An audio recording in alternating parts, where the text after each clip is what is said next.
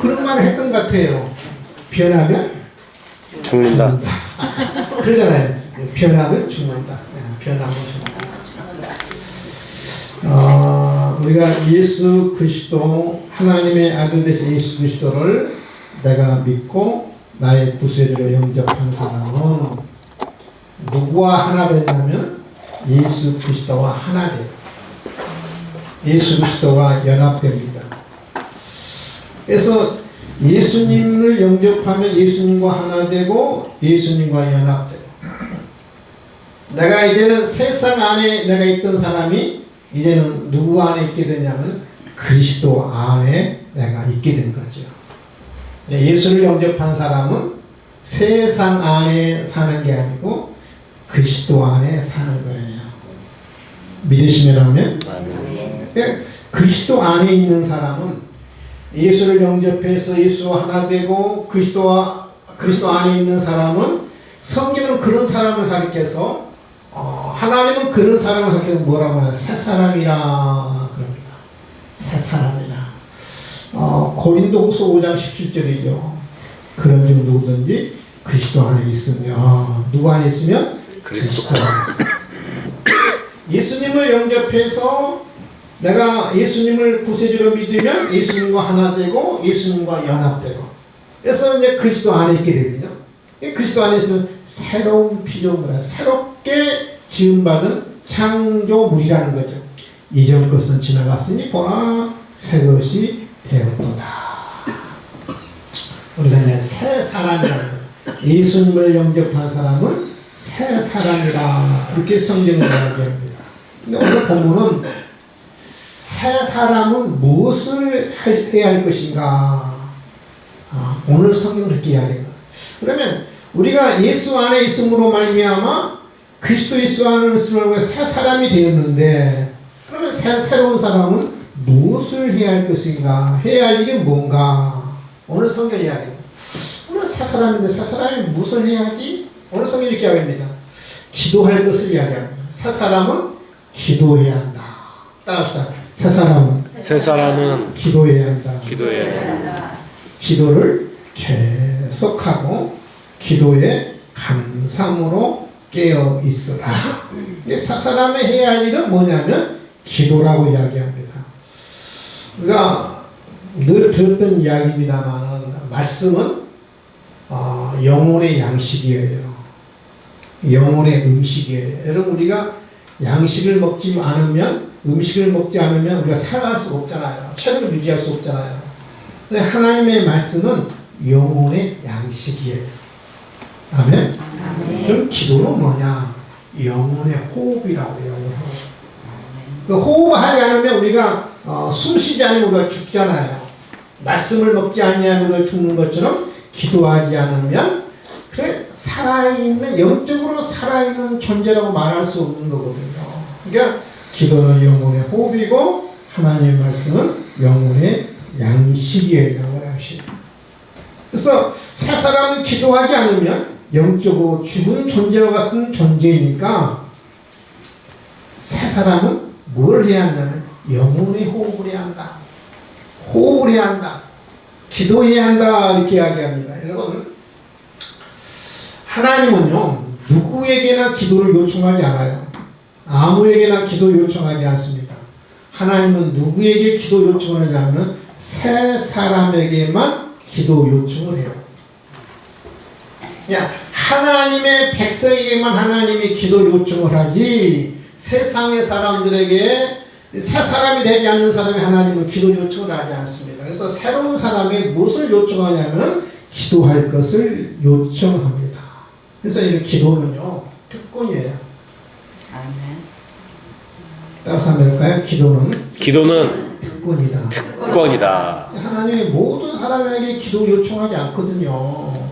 새로운 사람에게만, 그리스도 안에 있는 사람에게만 하나님이 기도를 요청하고 있어요. 기도는 특권이에요. 기도를 아무나 하는 게 아니에요. 새 사람만 할 수 있는 게 뭐냐면 기도예요. 근데 어느 성경에 보면 우리가 어떻게 기도해야 할 것인가 이야기하고 있죠. 어떻게 기도해야 할 것인가. 어떻게 기도를 계속하라. 어떻게 기도하냐면 계속 기도하라는 거죠. 계속 기도. 기도를 계속하고 그랬죠. 보통 여러분 우리가 기도할 때 기도를 들쑥날쑥 하잖아요. 필요에 따라서 상황에 따라서 기도했다 안 했다 늘 반복하잖아요. 그렇잖아요. 필요에 따라서 기도했다가 또 필요가 없으면 또 기도를 또 중단하거든요. 필요에 따라서 상황에 따라서 기도를 했다 안 했다 늘 반복하는 겁니다. 근데 기도는 그렇게 하면 안 된다는 거죠.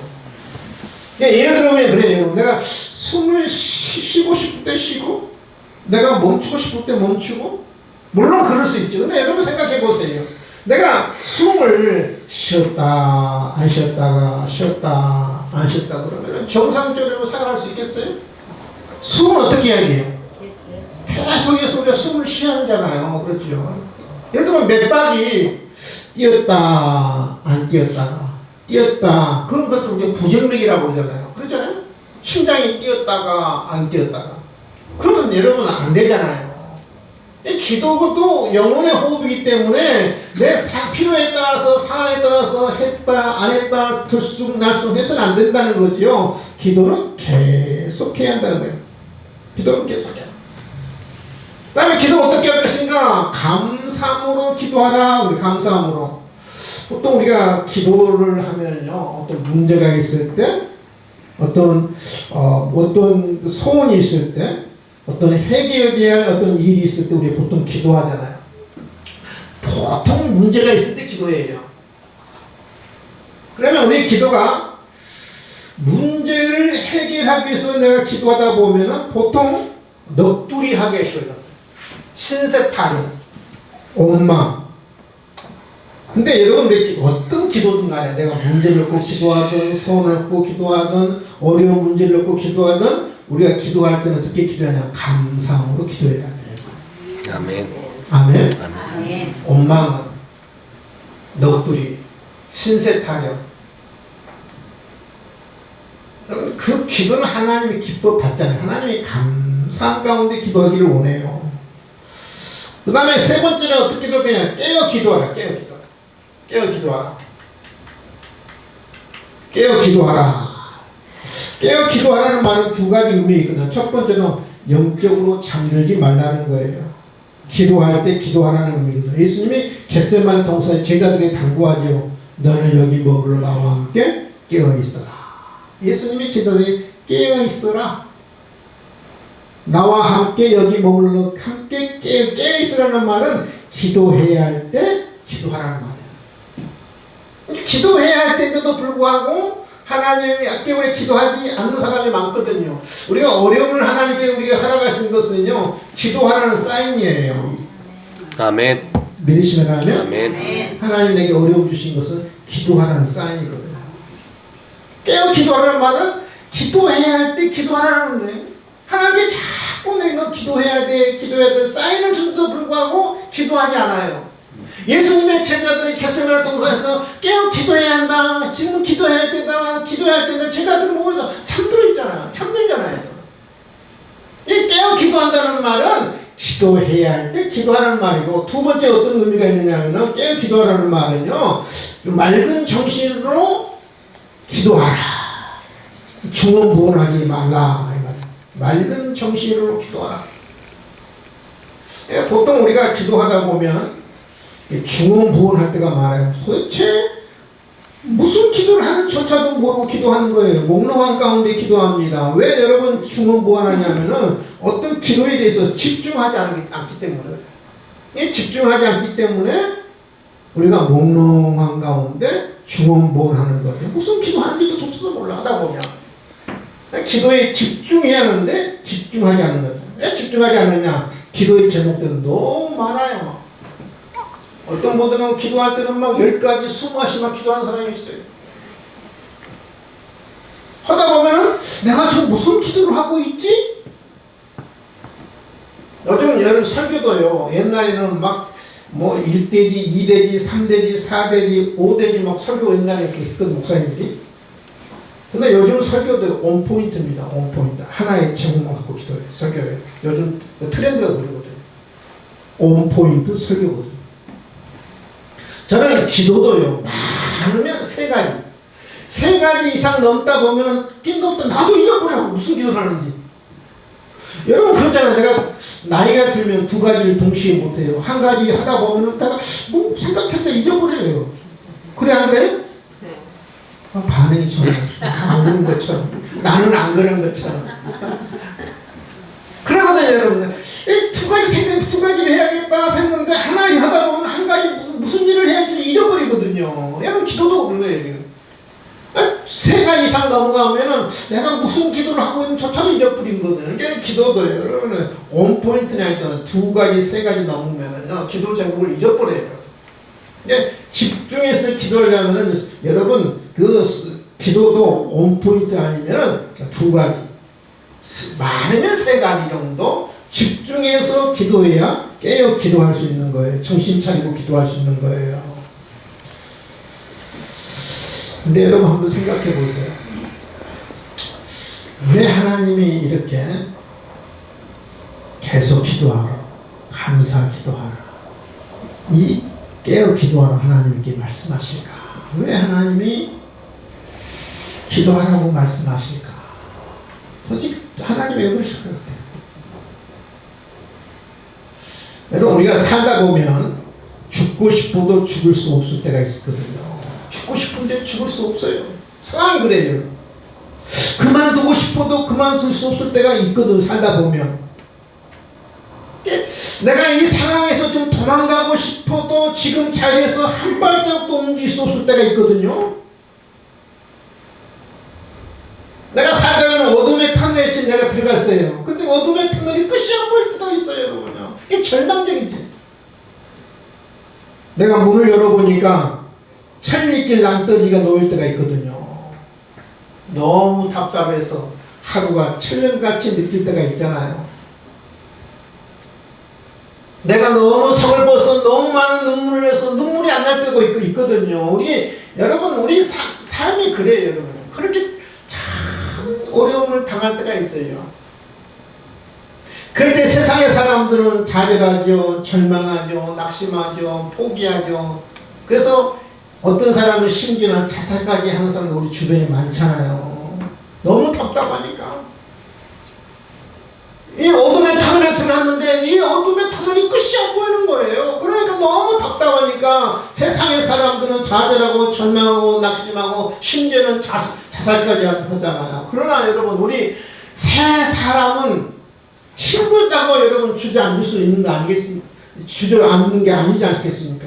괴롭다고 인생을 포기하겠습니까? 아니잖아요. 그러니까 영적인으로 새로 사람이 된 사람은 해야 할 일이 있습니다. 그 절망적인 상황일 때, 어려움을 당할 때, 내 앞이 캄캄한 그 어둠만 여러분 보일 때도 우리 예수 믿는 사람은 새로운 사람은 그때 해야 할 일인데 바로 그것은 뭐냐면 기도예요. 아멘. 아멘. 근데 하나님이 새로운 사람이 새 사람을 해야 할 일이 있다. 바로 그런 상황일 때 기도하라고 해요. 하나님 왜 기도하라고 합니까? 응답해 주기 위해서 기도하라고 하신 줄 여러분 믿을 수 있기를 바랍니다. 아멘. 길을 열어주기 위해서요. 성경은 이렇게 이야기하거든요. 이사야 58장 9절입니다. 한번 다 함께 봅시다. 시작. 내가 부를 때 나 여호와가 응답하겠고 내가 부를 때 내가 응하겠다. 내가 부를 때 나 여호와가 뭐하겠다? 응답하겠다. 여러분 우리 하나님이 우리에게 공수표를 날리기 위해서 우리에게 괜히 시간 낭비하도록 하기 위해서 우리의 어떤 열정을 빼앗기 위해서 정열을 빼앗기 위해서 여러분 기도하는 게 아니에요. 우리 하나님이 기도하라는 이유는 응답하기 위해서 하나님이 기도하라고 해요. 그 응답하라고 해서. 예를 들어 재벌의 아버지가 있습니다. 재벌 아버지가 부자죠. 아들에게 이렇게 이야기합니다. 아들아, 내가 힘들 때 나에게 이야기하렴. 왜 이야기하라고 그랬어요? 힘들 때 도와주려고. 그러잖아요, 여러분. 힘들 때 아버지를 찾아오렴. 힘들 때 아버지에게 부탁하려. 그 말의 의미는 어떠면 내가 힘들 때, 내가 나한테 부르짖고 나를 찾을 때, 어려움을 하소연할 때 내가 너를 도와주마. 그 의미가 내포되는 거 아니겠습니까? 전능하신 하나님이 새 사람인 우리들에게, 예수 그리스도 안에서 우리가 새롭게 된 우리에게 기도하라는 이유가 있지요. 계속해서 기도하라, 깨어 기도하라, 감사함으로 기도하라는 이유가 있습니다. 하나님이 응답하기 위해서요. 응답하기 위해서. 기도할 때 하나님이 도와주시고, 기도할 때 하나님 우리 길을 열어주시고, 기도할 때 역사하시고, 기도할 때 하나님이 응답하신 것을 여러분 믿을 수 있기를 바랍니다. 아멘. 응답하는. 제가 한 3개월 전에 여러분에게 기도 제목을 부탁을 제가 드린 것 같은데요. 오늘 안 나오셨네요. 우리 황상희 집사님 위해서 좀 기도해달라 기도했잖아요. 제가 간구했던 것 같아요. 우리 수요일마다 우리가 계속해서 기도를 해왔는데, 황상희 집사님 그 아들이 황인채입니다. 우리 딸하고 나이 동갑입니다. 36살. 근데 황상희 집사님 자부 며느리가 셋째 아이를 3개월 전에 출산하게 됐잖아요. 첫째가 제가 알기로는 한 3살, 둘째가 한 2살, 이번에 셋째는 다 제가 알기로는 아들을 하고 있습니다. 근데 출산하기 위해서 병원에 들어갔어요. 아이까지 낳았으면 가까스로 낳았는데 산모가 거의 식물인간 돼서 식물인간. 자가 호흡을 못합니다. 산소호흡기로 호흡을 가까스로 이제 생명을 유지하는 거예요. 눈도 못 뜨죠. 의식도 없죠. 사람도 알아보지 못하죠. 한 달이 돼도 계속 그 상태에. 여러분, 저는 그 생각만 해도요, 생각해보세요. 그 어린 아이들 어떻게 합니까? 누가 키워야 합니까? 그 어린 아이들 어떻게 해야 합니까? 이제 1살, 2살, 이제 막 태어났는데, 애들이 하나도 아니고 3명씩이나. 그거 어떻게 해야 돼요? 저는 생각만 하면 눈물 나고, 기도할 때만 눈물 나거든요. 생각하면 가슴이 먹먹해요. 생각만 해도 가슴이 먹먹해요. 여러분, 저도 이렇게 가슴이 먹먹는데 당사자인 우리 황상희 집사님 얼마나 여러분 힘들겠어요. 얼마나 여러분 가슴이 먹먹하겠습니까? 도망가고 싶어도 도망갈 수 없는 상황 아니겠습니까? 한 발자국도 여러분 움직일 수 없는 그런 상황 아니겠어요? 근데 매주마다 제가 물어보거든요. 집사님, 며느리 지금 상황이 어떠신가요?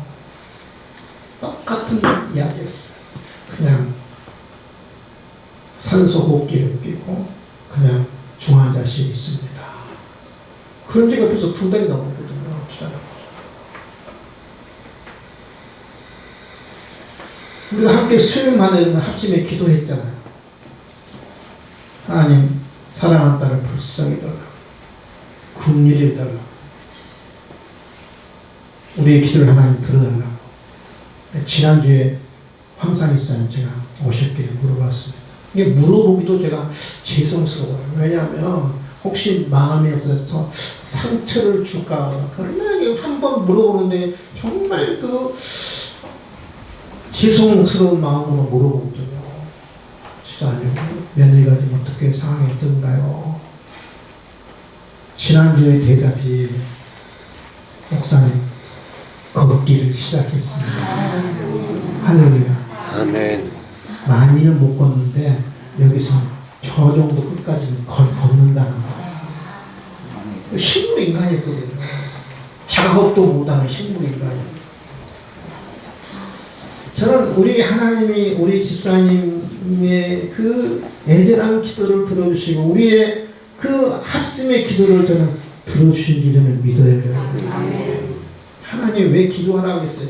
내가 부를 때 나 여호와가 전능하신 여호와가 뭐한테 응답하겠다는 거예요. 길을 열어주겠다는 거예요. 도와주시겠다는 거예요. 역사하겠다는 거예요. 믿으시면 아멘. 우리에게 하나님이 우리의 어떤 기분을 빼기 위해서, 시간을 뺏기 위해서 한 게 아니에요, 여러분요. 도와주기 위해서, 응답하기 위해서 하나님 우리에게 기도하라고 그러거든요. 바울이 골로새 교회를 향해서 기도를 요청합니다. 기도를 요청하는데 무엇을 위해서 기도를 요청하느냐, 우리가 무엇을 위해서 기도할 것인가. 전도의 문이 열릴 수 있도록 3절 4절이었죠. 또한 우리를 위하여 기도하되 하나님의 전도할 문을 우리에게 열어주사. 전도의 문이 열리도록 기도를 부탁합니다. 전도의 문이 열려서 그리스도의 비밀을 말하게 하기를 요청하는 거죠. 여러분, 전도의 문이 열리도록, 그래서 그리스도의 비밀을 말하도록 우리를 위해서 기도를 요청하는 것을 볼 수 있습니다. 여러분, 전도라는 게 그래요. 쉬운 게 아니에요. 여러분, 교회까지 발걸음을 옮기는 것도요, 사람의 힘으로 안 되고요, 사람의 누구로 안 되고요, 사람의 설득으로 안 되는 거예요. 하나님이 역사하지 않으면, 하나님이 도와주지 않으면 할 수 없는 일이에요. 아멘. 하나님이 여기까지 온 것도 하나님의 은혜고, 하나님의 역사고, 하나님이 도와주셨기 때문에 여기까지 참여한 거예요. 근데 여러분, 교회에 나왔다고 해서 다 예수를 믿고 예수를 영접하고 사사람이 되느냐, 그것은 또 다른 문제거든요. 이 말씀을 통해서 깨닫고, 말씀을 통해서 예수를 영접하고, 말씀을 통해서 예수를 믿고, 그래서 그 그리스도 안에 새 사람이 되는 것도 설교의 능력도 아니고, 설교의 힘도 아니고, 목사의 힘도 아니고, 목사의 지식도 아니고, 목사의 지혜도 아니고, 하나님이 도와주셔야 가능한 일이에요. 그래서 바울이 우리를 위해서 기도하되 전도의 문이 열리게 기도해다오, 그리스도의 비밀을 말하기를 위해서 기도해다오, 이렇게 기도를 요청하고 있는 것을 볼 수 있습니다. 그리스도의 비밀. 그리스도의 비밀은 뭐예요? 비밀. 감춰진 거 아니에요? 비밀. 감춰진. 예수님이 하나님의 아들이란 감춰졌잖아요. 세상 사람들 모르잖아요. 예수님이 하나님의 아들, 예수님이 내 죄를 위해서 십자가 위에 돌아가셨다는 그 비밀이잖아요. 우리에게 영원한 생명을 위해서, 부활의 생명을 위해서 예수님의 3일 만에 부활했다. 그것은 여러분, 그것도 그리스도의 비밀이잖아요. 예수님만 영접하면 내가 제사함 받고 구원받고 천국 간다는 그것은 비밀이잖아요. 그 비밀을 전하도록 하기 위해서 우리를 위해서 기도해다오, 기도를 요청한 것을 볼 수 있습니다. 저는 이 바울의 기도 요청이요, 저는 충격적이라고 저는 생각해요. 도무지 이해가 안 되는 기도 요청입니다. 바울이 어떻게 이런 기도 요청을 하지? 이 바울이 현실적으로 보면은요, 정말 해결되어야 할 시급하고 중요한 문제가 바울 자신에 있었거든요. 바울 자신에게 정말 중요한 문제, 해결할 시급한 문제가 바울 자신에 있었어요. 두 가지 있어요. 두 가지가. 이 기도 제목보다 이것은 다른 사람들에게 복음을 전하고, 다른 사람들에게 그리스도의 비밀을 전하도록 우리를 위해서 기도하다. 바울 자신을 위한 기도가 아니라 다른 사람들이 복음을 깨달을 수 있도록 기도해다오, 그 말 아니겠습니까? 근데 바울은요, 실질적으로 시급한 문제가 있어요. 중요한 문제가 두 가지 있어요. 첫 번째는 여러분요, 이 골로새를 언제 썼느냐면은 AD 60년에 썼어요. 60년. 그러니까 보통 학자들이 예수님보다 한 5년 후에 태어났다고 그러죠. 예수님 태어나는 해를 기점으로 해서 AD 1년 하는 게 AD 1년. 그래서 바울이 언제 태어났느냐면 AD 5년에 태어났어요. 예수님 이후 한 5년 후에. 이 편지를 쓸 때는 뭐냐면 AD 한 60년 전에 했어요. 그럼 바울이 그러면 언제 순교를 당했느냐? AD 보통 64년에 당했다고 봐요. 64년에 순교를 합니다. 64년. 그러면 이 편지를 쓰고 난 다음에 3년 내지 4년 후에 순교를 하거든요. 죽어요. 언제냐면 네로 황제 죽어요. 네로 황제. 네로 황제가 여러분 그 로마 시내를 전부 다 불태웠잖아요. 그것으로서 죄를 기독교인들 뒤집어 씌웠잖아요. 기독교인들이 로마를 불리렸다. 아주 그 예수 믿는 사람들은 아주 가혹하게 여러분 그 처형하고 예, 그 살해하고 그랬잖아요. 그때 AD 64년에 야 바울의 나이는 한 60세 정도 됩니다. 60세. 근데 여러분 그 예수님 AD 1세기에 60세 죽었던 것은 사실 장수한 거예요. 장수. AD 1세기에 인간의 평균 수명이 몇 살인지 아세요? 예수님 당시에 평균 수명이 30살이었어요. 30살. 예수님은 33살 사셨으니까 사실은 평균 수명을 다 하신 거예요. 평균 수명. 그럼 우리 조선시대 1800년도 우리 여러분 조선시대는 인간 우리나라 평균 수명이 몇 살을 됐을 것 같아요? 네? 이 AD 1세기에는 평균 수명이 30세였어요. 1세기에는. 그럼 1800년 조선시대는요, 우리나라 평균 수명이 몇 살이냐면 35살, 35살. 그러면 왕족들, 양반들은 조금 더 오래 살았어요. 우리나라 왕들의 평균 수명이 47이거든요. 그러면 양반들은 45이에요. 그러니까 조금 더 잘 먹었으니까 좀 오래 산 거예요. 전 100년 전만 해도요, 우리나라 평균 수명이 35세밖에 없게 1800년 동안 인간의 수명이 몇 년 늘었냐? 5년밖에 안 늘었어요. 5년밖에. 근데 여러분 20세기 우리가 21세 사람이에요. 100년 동안의 인간의 수명이 얼마나 늘냐면요, 무려 50년이 늘었어요. 여러분 시대에 우리가 사는 시대에 복 있는 시대에 살고 있어요. 아멘? 아멘. 100년 사이에 몇 년 늘었다고요? 50년, 2년에 1년씩 는 거예요. 뭐 때문에 인간의 수명이 늘었느냐? 저는 두 가지라고 보고 있거든요. 첫 번째는 의술의 발달이었고요. 두 번째는 우리가 먹거리가 풍성해졌어요. 옛날에 먹거리가 없었어요. 의술의 발달이 병들은 죽었어요. 바울은 64세에 순교하거든요. 순교 직전에 지금 골로새 편지를 쓰는데 지금 여러분 가장 자기의 직면한 당면한 문제가 뭐냐면은 죽느냐 사느냐 문제였습니다. 절명의 순간이었어요, 여러분요. 여러분 영혼도 수명에 다가가고 이 육체도 수명에 다가가는 절명의 순간이 때로 무엇을 위해서 기도를 요청하겠어요? 내가 이 감옥에서 해방될 수 있도록, 이 감옥에서 자유를 얻을 수 있도록 나를 위해서 기도해다오.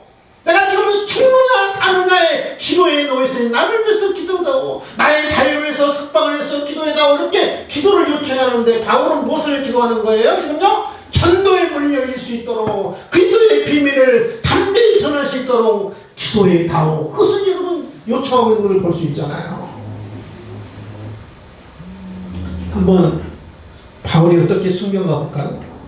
For I am already being poured out like a drink offering.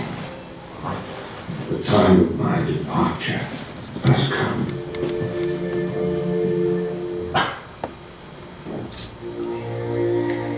I have fought the good fight.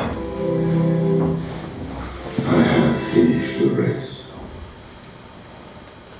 I have kept the faith. The Lord be with your spirit.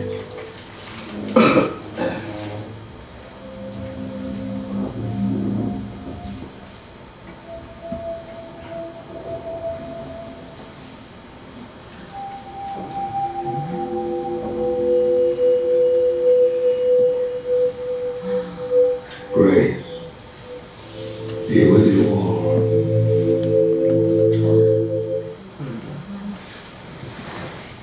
예, 바울은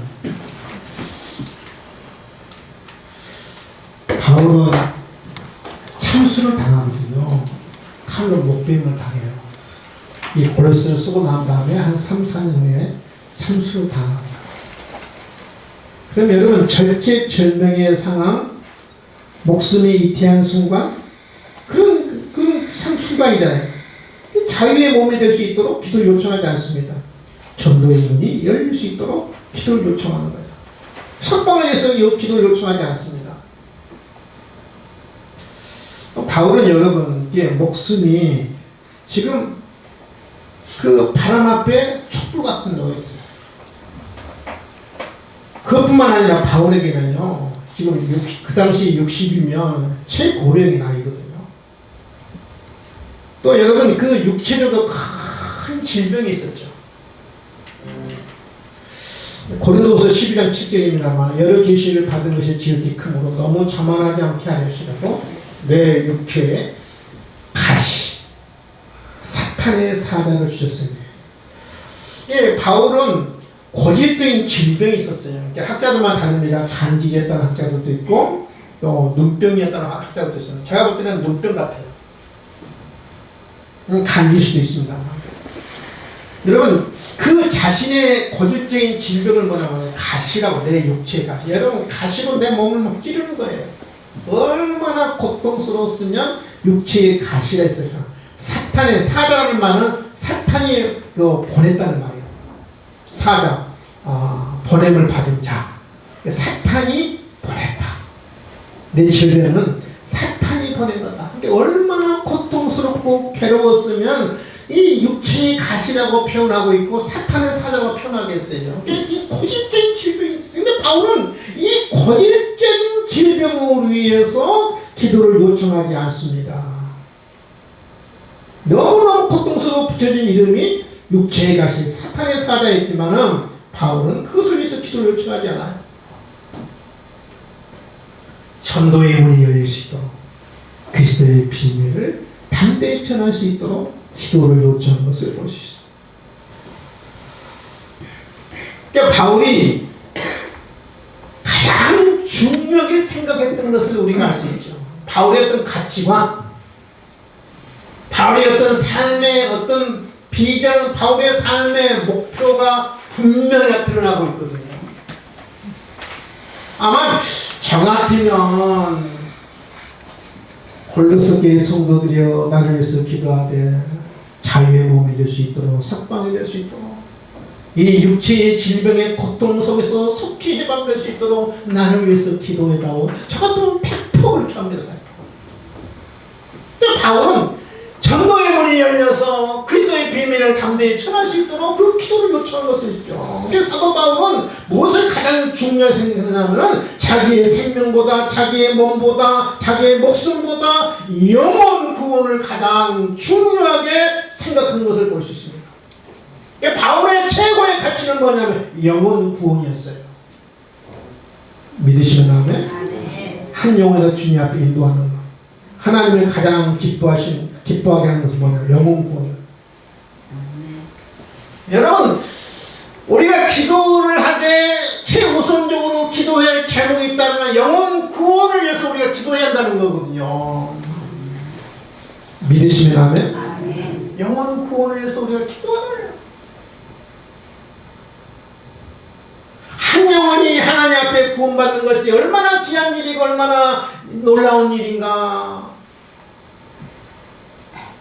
그처럼 가치 있는 일이 없기 때문에 바울은 자기의 목숨보다, 자기의 질병보다 전도의 문이 열려서 그리스도의 비밀을 전할 수 있도록 그 기도를 요청한 것을 볼 수 있잖아. 마지막으로 한 목사님 간증을 들려주고 오늘 말씀을 정리하려고 합니다. 어느 목사님이 목양실에 앉아있는데 어느 분이 목양실 문을 두드립니다.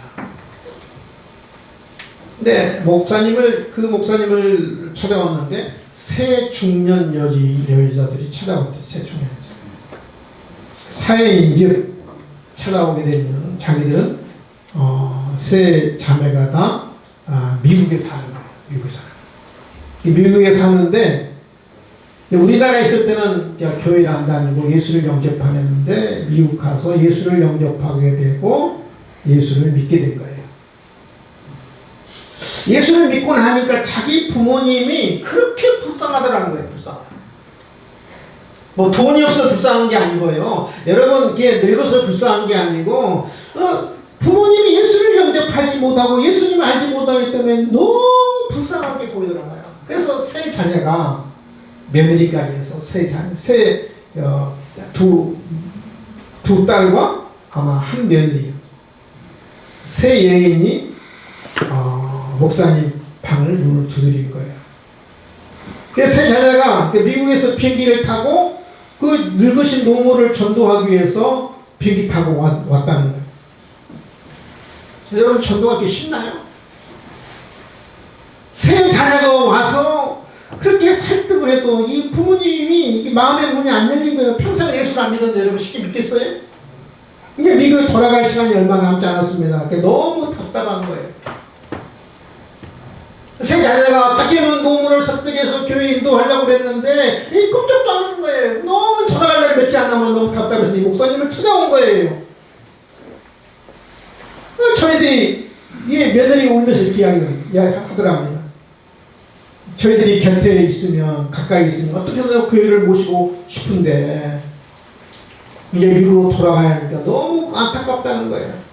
그래서 목사님 무엇을 때 목사님 우리 부모님에서 좀 기도해 주세요. 시간이 되시면 예수님을 영접할 수 있도록 좀 도와주세요. 며느리가 울면서 하소연하더라. 부모님이 예수를 영접할 수 있도록 좀 기도해 주시고 도와주세요. 목사님이 가슴이 찡하게 그래서 목사님이 걱정하지 말라. 대답을 했죠.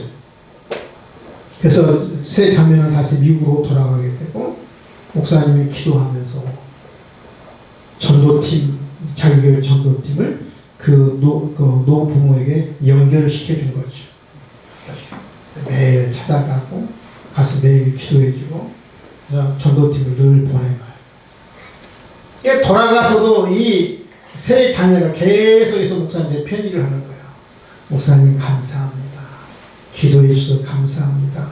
기도팀, 이 전도팀과 연결해 주셔서 감사합니다. 여러분 전도팀이 전도할 때 그냥 갔겠어요? 빈손하겠어요? 또 선물 사가잖아요. 선물도 보내주시면 감사합니다. 그 편지와 함께 또 수표까지 교회 부담주장에 수표까지 동봉해서 이렇게 그냥 편지를 보낸 거예요.